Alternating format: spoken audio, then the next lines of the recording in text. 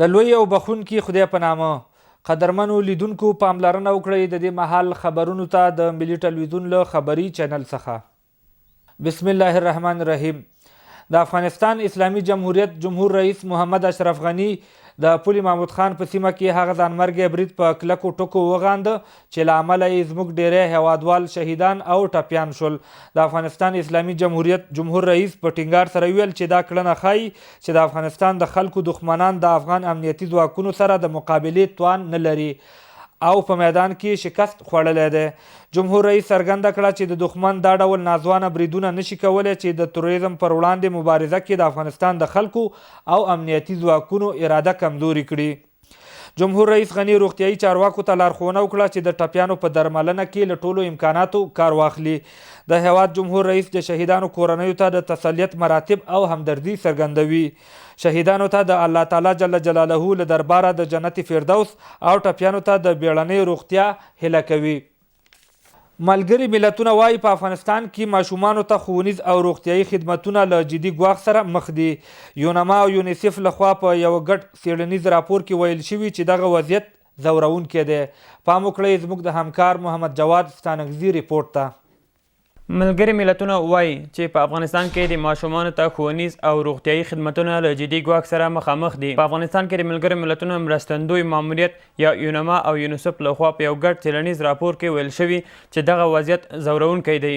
د دغه ریپورټ په اساس 2015 میلادي کال کې یونما او یونیسف 125 پیښې ثبت کړي چې روغتیایي خدمتونه ته د لاسرسی یې اغېزمن کړي وو. په دې کې 60 روغتیایي کارکوونکي وژل شوي، 43 نور ټپیان او 66 یرغمل شوي دي. دغه راپور وایي چې په 2015 میلادي کال کې د جګړې اړوند تاوتریخوالي له کبله په بشپړه توګه او یا هم په موقتي ډول 309 ښوونځي تړل شوي وو چې 109 زده کوونکي او 600 ښوونکي تر اغېزمن شوي دي.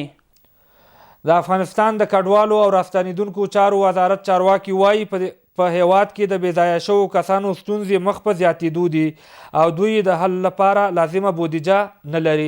په دې اړه پام وکړئ زموږ د همکار ریپورټ ته. په افغانستان کې ورځ تر بلې د روانو جګړو له کبله د کورنیو بېځایه شوو په شمېر کې زیاتوالی راځي. خو د کډوالو او راستنیدونکو چارو وزارت وایي د کورنیو بېځایه شوو د ستونزو هوارۍ ته لازمه بودیجه نه لري. د کډوالو وزارت مطبوعاتي سلاکار حفیظ احمد میاخیل وایي له یوې خوا د کورنیو بېځایه شوو لپاره لازمه بودیجه نه لري او له بل پلوه د کډوالو په برخه کې د ملګرو ملتونو د عالي کمیشنرۍ مرستې هم کمې شوې دي.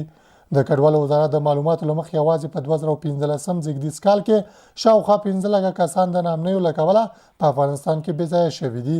د کډوالۍ برخې کې د ملګرو ملتونو د عالي کمیشنرۍ د معلوماتو پر اساس د 2014 کال په لومړیو میاشتو کې 80,000 کسان بېځایه شوي او لا هم د دغه وضعیت د دوام په اړه اندېښنې په خپل ځای دي.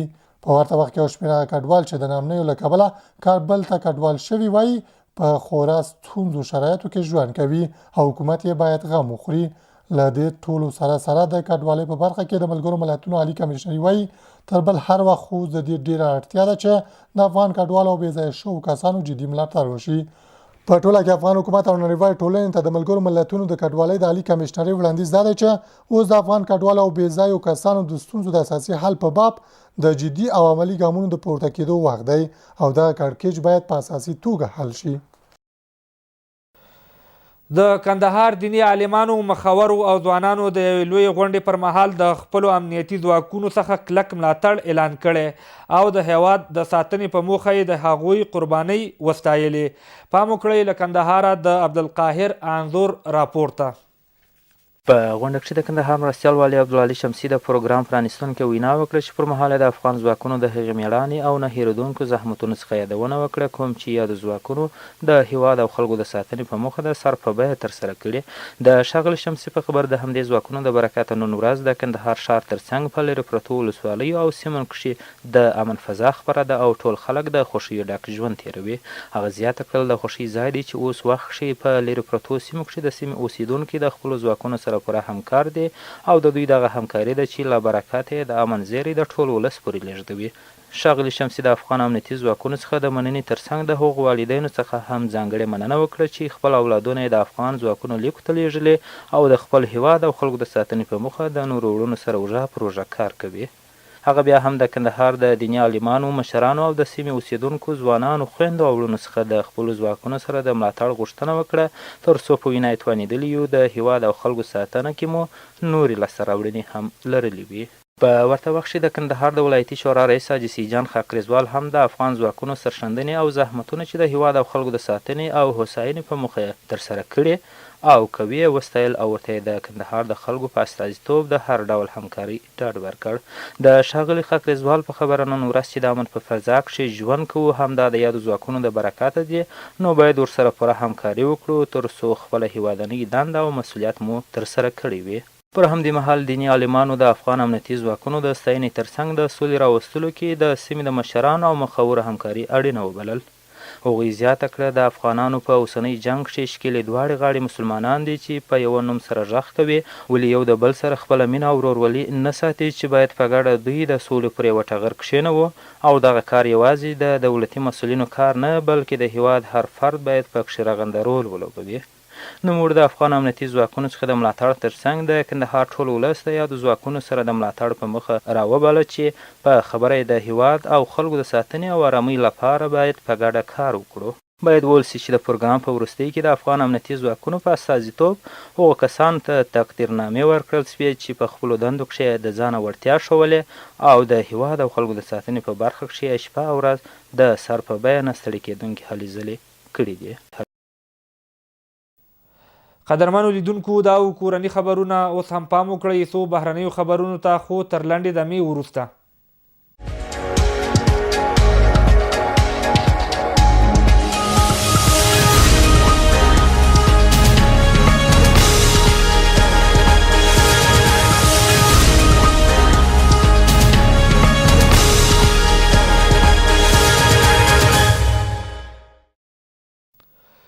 بیا هم ښه راغلاست.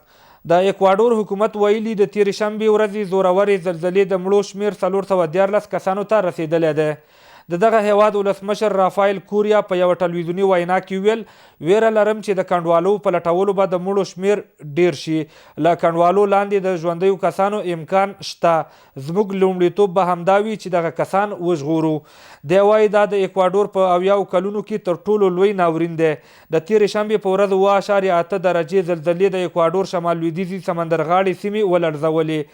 له زلزلې وروسته 230 کوچنۍ ځمکلړزېدنې هم ثبت شوي دي. له زلزلې وروسته بیړنی حالت اعلان شو او شاوخوا 10,000 پوځیان او 3,600 پولیس په زیانمنو شوو سیمو کې ځای پر ځای شوي دي.